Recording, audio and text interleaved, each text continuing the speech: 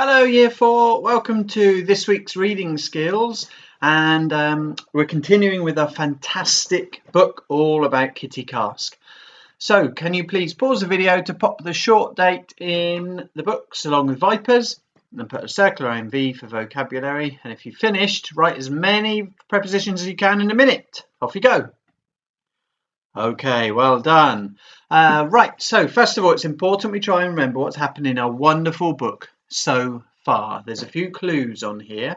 I'd like you to pause the video and say it out loud, or tell someone else, or even do a quick mind map of everything that's happened so far. Then unpause the video. Go! Excellent, well done. We've learnt lots about Kitty Karsk and how she's from Cornwall and her dad's a smuggler called the Captain, and they have to watch out for the redcoats and excise men, and it's a real adventure, isn't it? So first of all, what we're going to do today is to read the next two double pages in our book. Then you'll need to use an online dictionary, Google.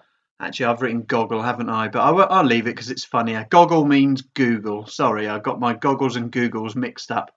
You'll need to use an online dictionary, Google, or a real dictionary to find the meaning of some words or phrases that I've picked out for you.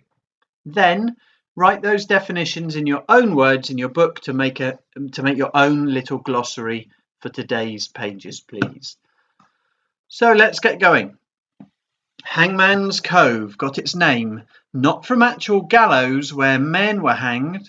My father says in his grandfather's day there were two stone arches jutting out into the water, formed naturally by waves wearing away rock over thousands of years. They've long since crumbled and been washed away, leaving nothing but two stone pillars we call the stacks. And it's got a number 26, so down here we can see that stacks, it tells us such geological arches or their remains can be found along the coast in the West Country, and the correct term for the remaining pillar of a fallen arch is actually a stack. One of the most famous arches is Durdle Door in Dorset, which is near Lulworth Cove. That's a bit further along the south coast, past Devon and up into Dorset. But those arches reminded men of gallows and the hangman, and the name remains. Some folks still like attending a good hanging, and 27 takes us down below where it says hanging was a public spectacle in England until the Capital Punishment Amendment Act of 1868, after which they took place in prisons in private. It's a day out and chance to show and cheer and wave your fist, or clap and cheer and dance a jig, depending on who it is who's dangling, of course. But I don't like 'em when it's one of our own and steers well clear, even if the others go to show support. Some men call hanging going up the ladder to sleep, to make it sound less dreadful. Perhaps they're the ones who may be afeared that they'll one day end up on the end of the rope themselves. Uncle Jonah makes light of it, saying we all end up in an eternity box, and number 28 tells us that an eternity box is a nickname for a coffin. One way or another, and become the diet of worms. But I hope I die in my sleep, aged 130, surrounded by my family.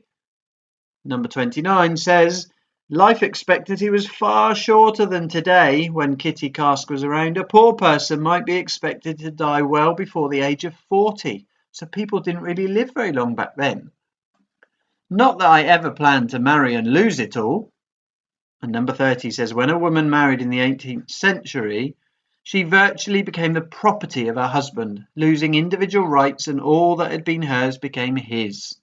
Which is why Kitty said she plans never to marry, because she'll lose everything.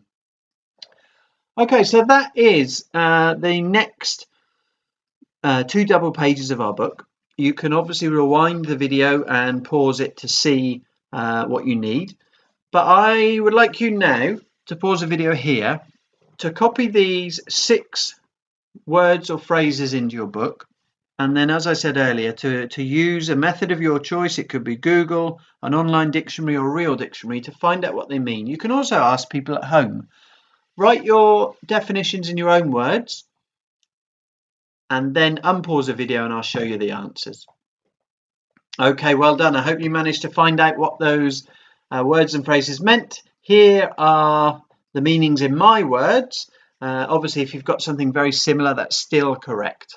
So eternity means forever. To make light of something means to act as if it's not very serious. If you are afeared, you are afraid. If something is jutting, it's sticking out. And a jig is a dance, and gallows are wooden frames used to hang people from in the olden days. Okay, and just to sum up before the end of the lesson, I'd like you to have a little think that Uncle Jonah makes light of hanging and tells Kitty that we all end up the diet of worms. So he's basically saying hanging is not really too serious. He's making a joke out of it and telling Kitty everyone ends up being eaten by worms in the end. And I'd like you to just have a little think. Why do you think he does this? Why does he tell Kitty this? And what sort of person do you think he is and why? And try to write 1 or 2 sentences just explaining your thoughts. There's no right or wrong answer, but it's a little bit of inference at the end of our vocabulary lesson. Okay, so that's the end of the lesson. Make sure you send a lovely picture of your little glossary that you've made along with your sentence or 2 for the plenary to your teacher. And I'll see you tomorrow for the next reading skills lesson. Well done.